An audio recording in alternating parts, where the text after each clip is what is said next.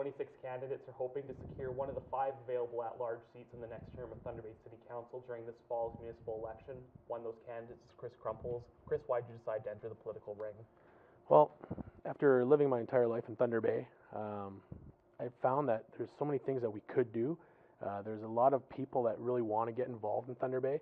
I'm very lucky myself that I spent a lot of time in the community, whether as a volunteer or in an event security type role. And I find that all the things that when you look at the people, they want to be involved, they all have opinions, but people feel there's a disconnect.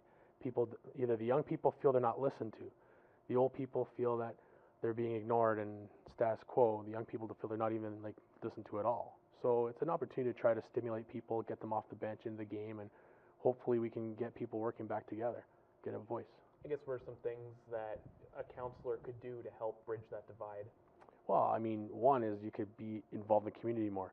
I really enjoyed, one of the things that really got me motivated too was I attended a lot of meetings, a lot of town hall meetings, and they're held by one of the councillors at large. But now I look and I'm like, well, there's 5 councillors at large. What if they all did town hall meetings at different times around major events, right? I mean, there's big events that happen to people that may not be huge in the city, but they're huge in the neighborhoods, right? The various developments, and there just wasn't enough opportunity for people to come out, or they're scheduled at bad times, right? So they slide it through, and then people are like, well, I didn't really have an opportunity to voice myself.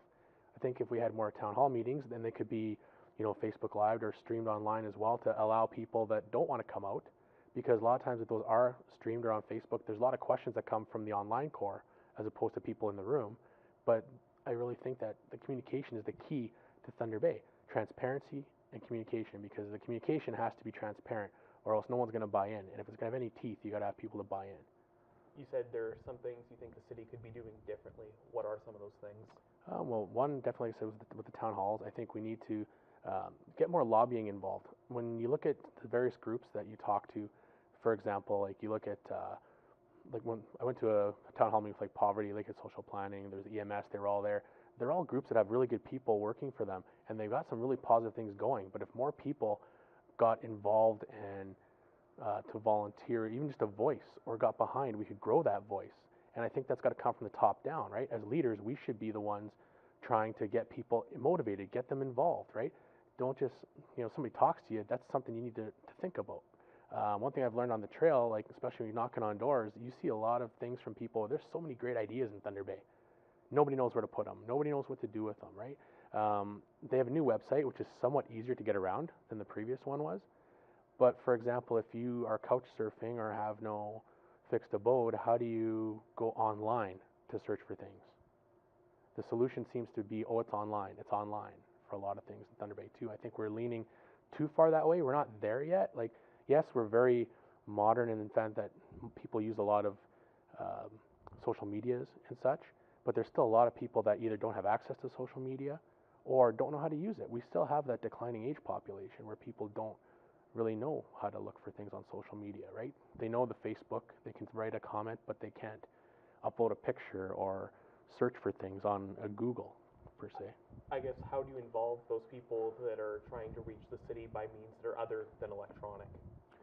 There's different ways. I mean, one thought I had was, why can't we get like a plastic like holder and put it up at like the libraries, so it's in the foyer area. They can fill it out, and then they can get through security, because sometimes security can't let them in, right? Depending on, there's children there, so people have unfortunate stereotypes, right? But everybody needs to have an opportunity to get to those things. So have the forms, right? The person can take it, even if they can only just write a couple things, whatever, but take it, go to the security. They can maybe go into the library then and assist them in using a computer, because maybe they don't know how to use it, but the computer's there. So yeah, use the library resource and then help them that way, or have some information that's printed, and if they need some help with reading, because not everybody is very good in reading, right? But if they have the opportunity, ask someone there to help them with it, and have maybe like perhaps a bus coupon on the bottom, so they can get, if it's on the other end of town, they can get to the facility or the needs if it's in Fort William, for example. There's got to be ways to reach out, because if we can get these people back into the community, one, they're going to have civic pride, they're going to be able to contribute to the community, and that contribution means more people paying into the tax base, which means the taxes don't have to be as high because there's more people paying into it, and it also invites community growth. Maybe there's somebody out there that has just had a rough time, and now they know where to go and they can get back on track. And now there's a lot of people that maybe have business ideas or have had business in the past and can be beneficial to other groups just by their experiences. It's really talking to people and knowing there's so many of these people out there that are willing, they just don't know where to go and how to get to where they need to get to.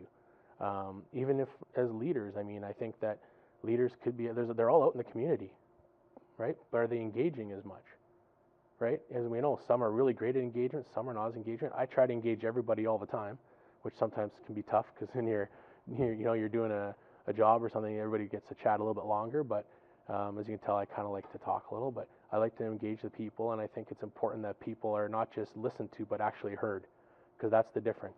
Being heard. If you don't, you can listen all day long, but if you're not hearing what's happening, you're not really listening. And we all do it. We've all done it at some point where you're listening, and eventually you're just like, you're listening, and you got pieces, and you're subconsciously catching on, but you're not actually hearing what's happening. What are you hearing from people that are the major issues facing the city right now?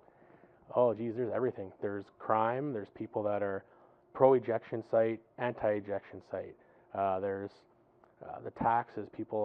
They want the taxes to be lowered, but then there's other things like there's a huge divide on the art gallery. One of the other things too is the multi-dwelling tax base. They're a little bit higher.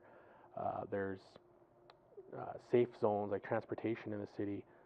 Safety places, like there's a lot of people now offering safe houses on Facebook. Like my home is a safe home. I think we have a huge amount of people for Thunder Bay that are hungry that don't need to be. There's no reason why we can't help take care of them. Like we all donate to stuff, some of it online, some other places. But I mean, if we could start really taking care of our own, right? I mean, we bring in people, and that's great, that's awesome, but let's start taking care of some of our own people too. Maybe we could do some more events. There's people that want to do events in town, but they're scared they may not work or they don't know how to do it. Maybe if one of us got involved or pointed them in the right direction, because obviously I don't know all the ins and outs of council at the point, right? Just what I've researched and what I've talked to from people, but work with people. There's individuals that want to do things. I spoke with one lady. She actually put on a barbecue for people on her own, out of her own pocket, and tried to help when there was can't recall if it was a fire or a flood, but she said there's people living in a hotel, and she lived around a corner from a hotel, and she said that they must be tired of eating that food. So she went and she actually got some donations from some of the local businesses. The people, like the local mom and pop shops, came out and helped out and stepped up and donated things. And then residents found out, and they started bringing in, extra clothes and stuff and diaper type things for the kids. And it became a huge event by one person just reaching out. But she did a lot of homework to find out where to go and what to do with that. That was a couple of years back, but that's just an example of what one person can do. Now imagine if a block of people get together, because we have community groups all over town. Some of these communities are really great, and community groups are great. There's a lot of people in Thunder Bay that you walk down a block and you're in a cul-de-sac, all of a sudden a bunch of people come together, and now you've got 7 or 8 people talking and listening to you, and they all work together. They all know each other's business, and it's a great thing because they're watching each other's backs, which helps with a bit of crime in that sense because they like to know who's walking the neighborhood. And they can also help each other out when something goes wrong. And I think that's where we're at, is if we can help assist people and motivate people to act on their intentions, I think we can really help Thunder Bay get back on track. As a first-time political candidate, I mean, this is a very crowded, at-large race. How do you differentiate yourself from the pack? Well, I have a knowledge of a lot of things. I have been on the College Board of Governors. So in that sense, I've experience with dealing with future strategic planning, with multi-millions of dollars, where you're one vote only. Again, like you're one vote at that time. There's I think 13 or 17 of us on the board. There's one vote, and you still have to be able to represent. I learned through John Carver model of governance. I was part of the lobbying board there when we did the nurses degree granting program. We were trying to lobby to get that at the time. So that was a huge learning in how to lobby and how to do things effectively.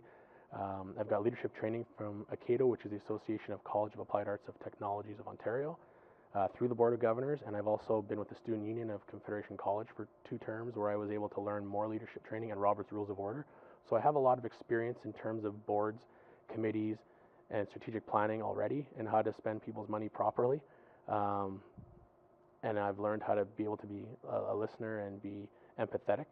And the fact that I'm out there, I mean, I'm in the community. I mean, you find a lot of people that may not know my name but know my face, because some people always say you are everywhere. And it's true. I try to be as many places and everywhere I can be, even though I'm not a politician all the time. I'm just recently a politician, but I mean, it's not unusual to see me at a bunch of different places. Chris, thank you very much for your time. Thank you for your Best time. of luck. Thank you. Find the candidate profiles for all the others running in the at-large race, as well as in the ward contest and the mayor's vying for the mayor's seat in the Thunder Bay Vote section of tvnewswatch.com.